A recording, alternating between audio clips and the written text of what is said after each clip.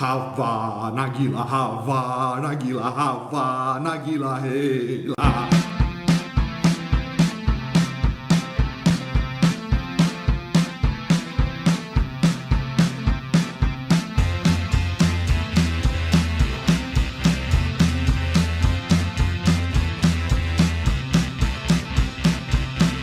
Na videoaula de hoje vamos falar sobre a origem do Estado de Israel. Pois é, vamos discutir aí um pouquinho sobre as razões para existir esse conflito, Israel, Palestina, quais são as causas originais de tudo isso. Bom, então vamos lá.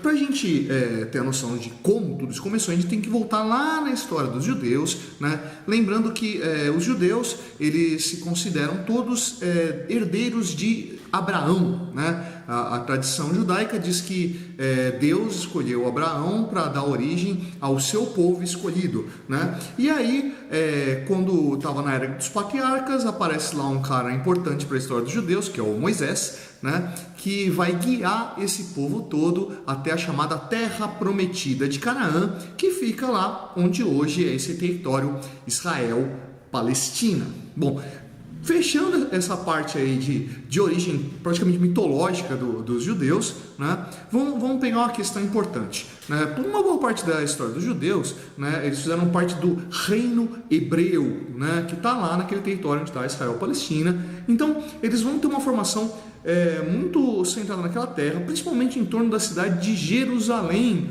que foi a capital do reino hebreu durante o reinado de Davi, né, o principal personagem da história da monarquia dos hebreus, né? Durante o Império Romano, toda aquela região lá ficou conhecida como Judéia, né? Judéia por causa dos judeus que derivam lá dos hebreus, depois da divisão entre o norte com Israel e o sul com Judá, na fragmentação das 12 tribos de Israel, tá? Mas não é nesse ponto que a gente vai trabalhar hoje, tá? Então, vamos lá. Quando estava ainda no Império Romano, vai surgir a diáspora romana, né? Que foi essa diáspora? Foi durante um momento de grande perseguição dos judeus, onde esses judeus vão acabar se espalhando por todo o mundo, principalmente pelo Império Romano. Tá? A concentração de judeus acabava tornando eles um grande alvo, então eles vão se espalhar e vão voltar a ser um povo sem terra, né? Porque o judeu, graças a essa ideia da descendência de Abraão, não estão ligados a uma terra, eles estão ligados a um sangue, ou seja, todo mundo que é descendente de Abraão é tão judeu, né? Esse povo prometido de Deus, né? Então, o que acontece? Lá no finalzinho do século XIX, começo do século XX, a Europa estava passando por um movimento muito complicado e que vai dar origem ao momento das duas guerras mundiais, né? Que é um momento de formação de movimentos nacionalistas, né? Que inclusive vai dar forma, por exemplo, à Alemanha, né? A Alemanha nasceu graças ali ao movimento pan-germânico, né? Que vai acabar unificando uma série de territórios ali, que vai dar origem à Alemanha no final do século XIX. Assim como existia um movimento pan-eslavo, né, que vai ser guiado principalmente pela Rússia e que vai buscar uma unificação de diversos territórios do leste europeu de origem eslava. Pois é, nesse mesmo momento vai surgir ali um movimento chamado de movimento sionista. Sionista fazendo referência ao Monte Sinai e à Península do Sinai, que está naquele espaço ali próximo ao Mar Vermelho, ali entre o Egito e a Península Arábica, né? Próximo daquela região lá onde hoje está Israel, Palestina, né? O que era esse movimento sionista? Bom, o povo judeu assim, nunca foi um povo muito bem-vindo dentro da Europa, né? Sempre foi meio que apenas tolerado, tipo, deixa os caras aí, vai, enquanto eles não incomodam, ficam por aí e não perturba eles, tá? Tanto que em grandes momentos de crise eles vão ser bastante perseguidos, tá? Então, dentro desses movimentos nacionalistas, obviamente os judeus não vão se encaixar muito bem, né?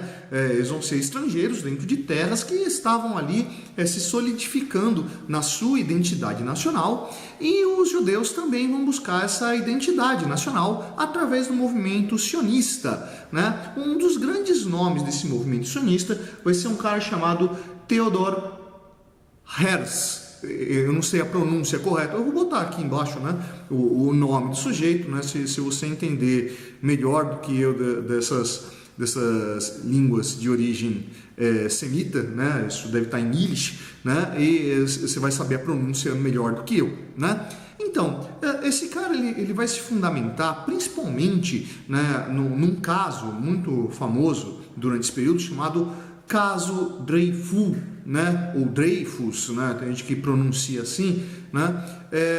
Quem que foi Dreyfus? Né? Foi um cara chamado Alfred Dreyfus, que era um oficial do exército francês judeu, né, e que foi acusado de ser um traidor, né, de vender segredos para o exército alemão, né, e acabou pegando muito mal a situação porque ficou claramente um caso falso, né? Teve provas forjadas grosseiramente, o que destacou justamente esse espírito antissemita, né, dentro do exército francês e dentro da população europeia de forma geral, né? Então, assim, foi muito mais uma perseguição a um oficial por ser judeu do que realmente ele ser um traidor, ele ser um espião, né? E os ideários do sionismo vão gerar um movimento de que, gente, a gente precisa de algo que nos una, né? Já que está tendo todos esses movimentos nacionalistas, né? Todos esses movimentos que vão começar a agregar esses grupos aqui, a gente também precisa, né? A gente precisa ter um plano de ação que una todos esses povos judeus. E qual seria esse plano de ação? A Terra Santa, né? Vamos remeter lá a nossa mitologia de origem, né? Vamos remeter a figura de Moisés e vamos para a Terra Santa, vamos ter uma terra para chamar de nossa, né? E que terra era essa? A antiga terra de Canaã. Só que, obviamente, assim como na história dos judeus, quando eles saem lá do Egito para ir para Canaã, já tinha gente nessa terra, né? Essa terra fazia parte do chamado Império Turco-Otomano nesse período, né?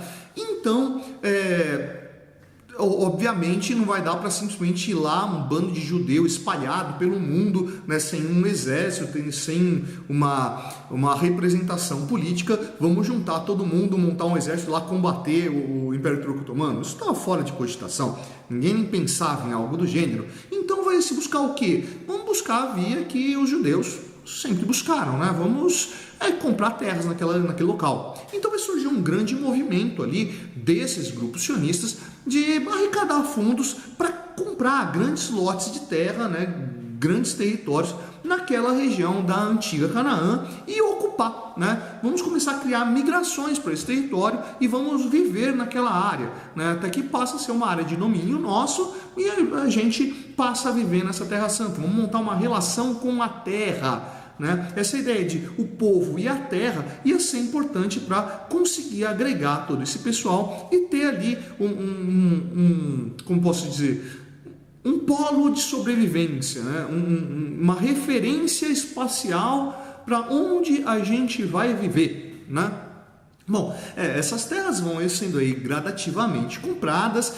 Só que isso vai começar a incomodar aquela população que já vivia naquela região, né? Principalmente essa população de origem islâmica, né? Vamos lembrando que toda essa área aí se formou, né, a partir da expansão islâmica lá, logo depois do surgimento do islamismo com Muhammad lá na Península Arábica, e toda aquela área ali, norte da África, Oriente Médio, né, foi islamizada. Bom, então ao mesmo momento que estava surgindo esses movimentos nacionalistas, né, pan-germanismo, pan-eslavismo, sionismo, vai surgir ali uma rede de alianças, né, culturais dessas populações islâmicas que viviam naquela região e que vão começar a se incomodar bastante com a presença daqueles judeus dentro das suas terras, né? Afinal de contas, eles pensam, essa terra é nossa, nós também temos raízes aqui, né? E não é porque um dia esses judeus estiveram aqui que eles têm direito sobre a nossa terra. E vão começar a se incomodar bastante com essa situação. Bom, eis que nesse momento de tensões nacionalistas que estão ocorrendo em toda aquela área, o que acontece? Eclode a Primeira Guerra Mundial. Pois é, e durante a Primeira Guerra Mundial, o Império Turco-Otomano estava apoiando o pessoal lá da Tríplice Aliança, né? Aquele grupo lá que era formado por Itália, Áustria-Hungria e Alemanha. Pois é, apesar de não fazer parte da Tríplice Aliança, ele apoiou a Tríplice Aliança e com o fim da guerra, tendo esse lado derrotado, né, os aliados da Tríplice Aliança também vão sofrer as consequências, né? E assim, justamente no momento do entre guerras, né, pós o fim da Primeira Guerra Mundial, que o Império Turco-Otomano começa a se esfacelar, começa a ser desmembrado ali e vai surgir uma série de pequenas nações ali semi-autônomas, né? E nessa a Inglaterra começa a atuar dentro daquele território, meio que tornando aquela área um tipo de protetorado, né? Vai ser uma área de intervenção do Império Inglês. E os ingleses vão acabar apoiando a presença judaica naquela região. Dá para imaginar que as tensões ali vão começar a se ampliar bastante e a situação dos judeus vai ficar cada vez mais sensível naquela área, né? Passado entre guerras, vem lá a Segunda Guerra Mundial e finalizada a Segunda Guerra Mundial, fica muito explícito lá o que aconteceu do Holocausto judeu. Tá? A perseguição dos nazistas em cima dos judeus, e os judeus, né, que percebendo toda essa situação de tensão antes mesmo da Segunda Guerra Mundial, vão aumentar a migração para essa região onde estava a Palestina, né? Que até então não existia uma Palestina, aliás, oficialmente até hoje a Palestina não existe, né? O que existia ali era o reino da Jordânia, né? Então vai aumentar essa presença de judeus ali nessa antecipação da Segunda Guerra Mundial, e quando vem a Segunda Guerra Mundial o fluxo tende a aumentar, o que vai aumentar ainda mais essa tensão, islâmicos, judeus, todos naquela região. Finalizada a Segunda Guerra Mundial e ficando explícito essa questão do Holocausto, né, quem vai passar a assumir a revisão daquele território lá vai ser a recém-fundada ONU, né, a Organização das Nações Unidas, né? Todos os aliados, né, que venceram a Segunda Guerra Mundial vão concordar que era necessário criar uma terra, criar um espaço, né, para que os judeus tivessem ali uma pátria sua, né, um local para viver. Legal? Bom, obviamente, essa população islâmica, né, daquela região, inclusive gente ali da Síria ao norte, do Egito ao sul, não vão concordar muito com essa ideia de ter essa presença judaica naquela região. No entanto, né, a ONU, né, vai ignorar toda essa reação e vai lá em 1948 meio que impor a força. Não, esse território é judeu e vamos criar aqui o Estado de Israel, vamos implantar nesse território. Então não reconhecemos a Palestina, né, reconhecemos que existe a Jordânia, mas até aí boa parte do território jordaniano foi tomado pela formação do Estado de Israel e se implantou, né, sobre aquele território o país novo de Israel.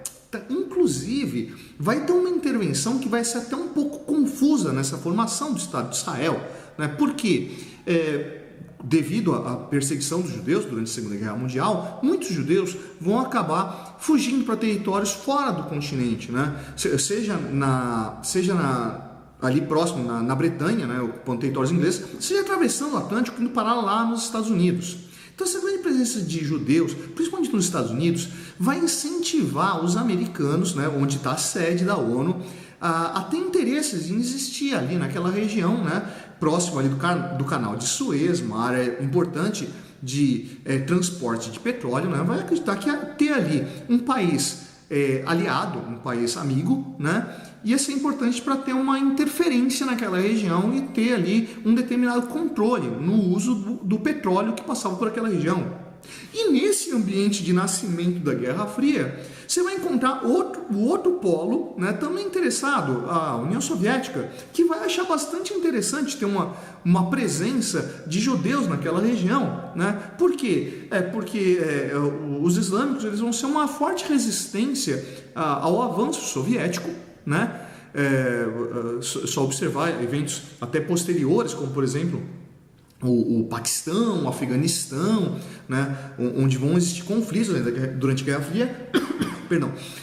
Mas os russos e vão olhar para os judeus e vão pensar no que? Olha, pô, o judeu tem uma prática agrícola chamada kibbutz, né? E no kibbutz tem uma cara de socialismo primitivo aos olhos dos soviéticos, né? Porque no kibbutz todo mundo faz de tudo, né? Todo mundo trabalha em todas as áreas, né? E se alternam ali, e é uma produção coletiva. Eles vão olhar para aquilo e falar, produção coletiva, né? Todo mundo produzindo tudo, todo mundo dividindo os bens. Opa, socialismo primitivo, tem cara que os judeus vão entender a gente, vão ser nossos aliados. Então se encontra os dois polos da Guerra Fria, Estados Unidos e União Soviética, olhando para aquilo e falando, legal, é isso que a gente quer, vamos botar judeu nessa área. Percebe então que essa região que tinha ali uma certa unidade cultural dada pelo islamismo, né, não por uma raiz cultural própria de um povo, mas por uma raiz religiosa que criava ali, religiosa e cultural, obviamente, que criava ali uma rede de conexões, vai ter um intruso no ninho, né? E percebe inclusive que tanto esses povos de origem palestina, que não foram reconhecidos pela ONU, quanto os judeus vão ter interesse naquela terra e vão ter raízes históricas e culturais com aquela terra. O que obviamente vai transformar aquele território num espaço de tensão constante, né? O que vai gerar problemas de administração até hoje, né? Porque afinal de contas, a quem pertence aquela terra? Onde você divide ela? Dá para dividir essa terra? Cara, criamos um problema aí que aparentemente não tem solução. Se tiver, não é uma solução fácil. Sei que o negócio ficou meio corrido, sei que eu falei rápido demais, mas é muita informação para a gente passar numa videoaula tão curta, né? Vamos precisar de mais informações aí para trabalhar outros vídeos posteriores, que eu ainda não sei como eu vou desenvolver isso aí, mas espero que você tenha gostado. Então, se você curtiu, vai lá embaixo e dá um curtir. Não curtiu, vai lá embaixo e dá um curtir. Essa foi a Projeto Cetone, eu sou o professor Fábio, e você, meu amigo, você deveria estar estudando.